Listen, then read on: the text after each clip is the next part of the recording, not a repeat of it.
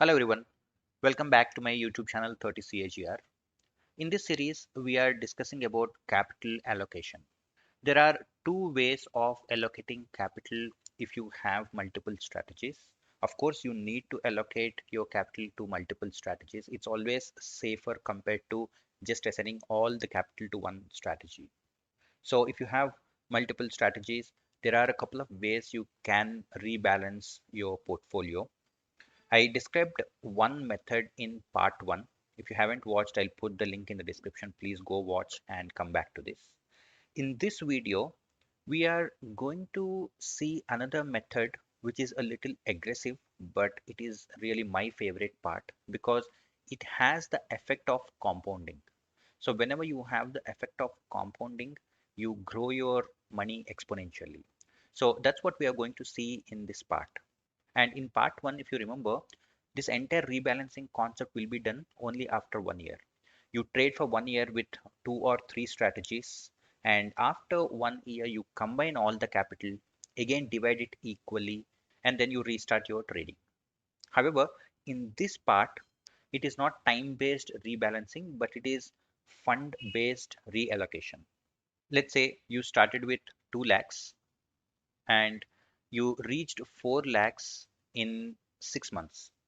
You will immediately change the way you allocate your funds in your portfolio after 6 months. You don't wait till 1 year, right? In plan one, that's exactly what we have done. We wait till 1 year, but here that's not the case. And let's say in the next 3 months, this 4 lakhs has become 6 lakhs. Then again, you keep changing it. So this is what we do in plan two. But whatever you choose, please stick to that. You know the pros and cons of both the strategies. So stick to either plan A or plan B instead of changing it after every few years. Remember, as I said, this is a long term plan. You need to stick to this for the next 5, 10, or 15 years. So choose the plan carefully, and whatever plan you choose, stick to that. Okay, so I have three sheets here. If you see, one is for ISS Nifty plus PDR, second is for Bank Nifty plus PDR, and then the third is combined plus PDR. Why I have developed three sheets is some people say that they are comfortable trading only in Nifty when it comes to ISS strategy, which is absolutely fine. I don't want to force anybody to trade in both Nifty and Bank Nifty when it comes to ISS strategy because though it's good in terms of extra diversification, Bank Nifty has a bit extra volatility when it comes to trading. So some people feel comfortable with Nifty, which is absolutely fine. For those people, I have this ISS Nifty plus PDR. Very similarly, some people want to trade only in Bank Nifty because it gives high returns. At the same time, high returns comes with high risk as well. But since they are comfortable, they only want to trade in Bank Nifty. For them also, I have a similar plan. And for some people like me who want to trade in both Nifty and Bank Nifty, I have a separate plan. Let's discuss about all these three in detail. Okay, so I have three columns. First column talks about capital. Second is how much we invest in ISS, and then the third column is how much we invest in PDR strategy.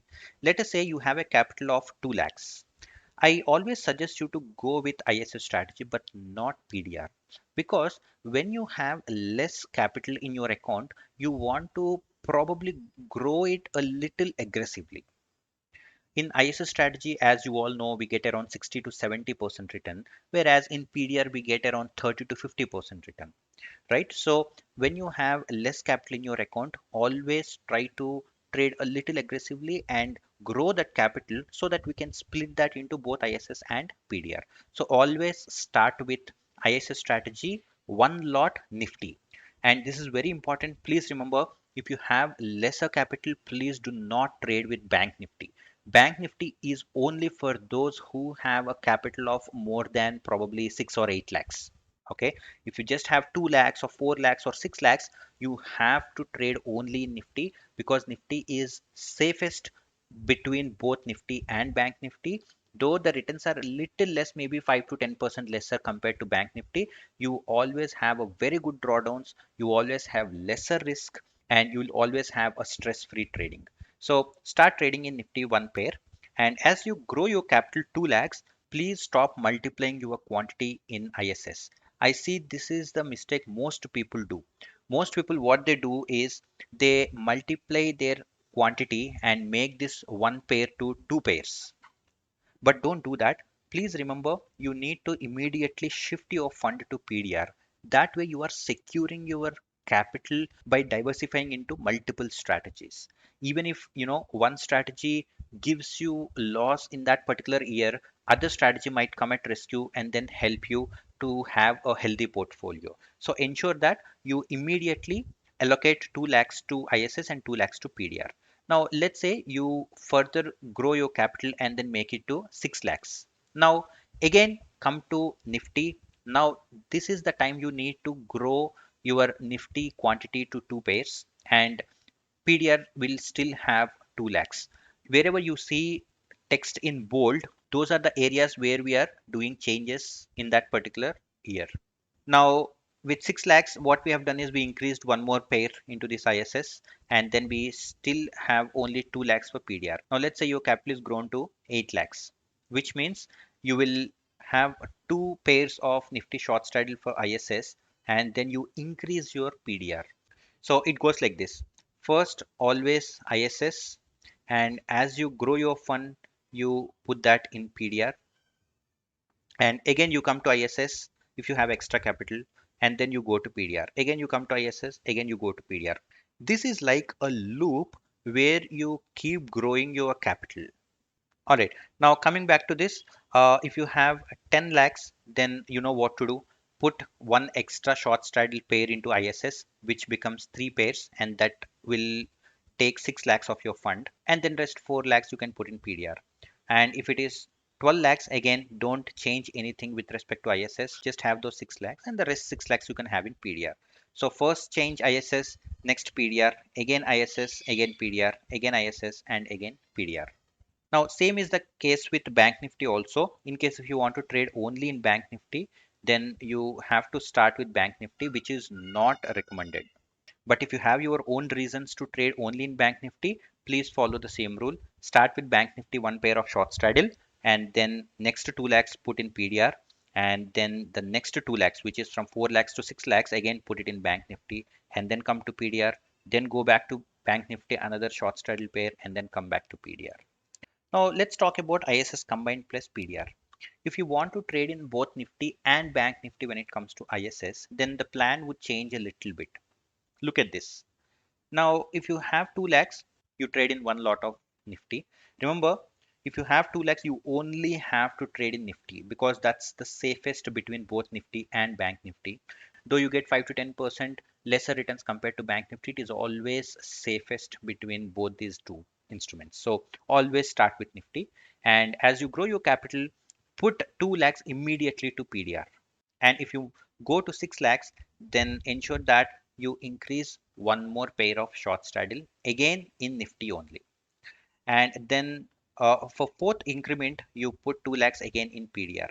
Until here, there is no change. Whatever we have seen in Nifty, we are implementing same in ISS combined as well. But here's the change. When you take your amount to 10 lakhs, here's where you need to introduce Bank Nifty, because in terms of weightage still you are giving less weight to Bank Nifty, right? Out of 10 lakhs you are allocating only 2 lakhs to Bank Nifty, which is 20%. So the rest 80% is between Nifty and PDR strategy, and only 20% is for Bank Nifty, which I think is fine at this point in time. And then if you go to 12 lakhs, again ensure that you put the rest 2 lakhs to this PDR. If you carefully observe the allocation here, always we try to split our capital 50% into ISS and 50% into PDR. How we allocate 50% within Nifty and Bank Nifty is another thing. Okay, that I'm trying to explain it here. But remember, whenever there is a chance, we try to split between both these strategies. So if you have 12 lakhs, as we discussed, 4 lakhs will go to Nifty, which is two pairs of short straddle, and then Bank Nifty one pair, and then we have increased PDR from 4 lakhs to 6 lakhs. And let's say now you have 14 lakhs. We introduce one more short straddle pair of Bank Nifty, because at this point in time we are trying to balance these two as well. Okay, and no change in PDR.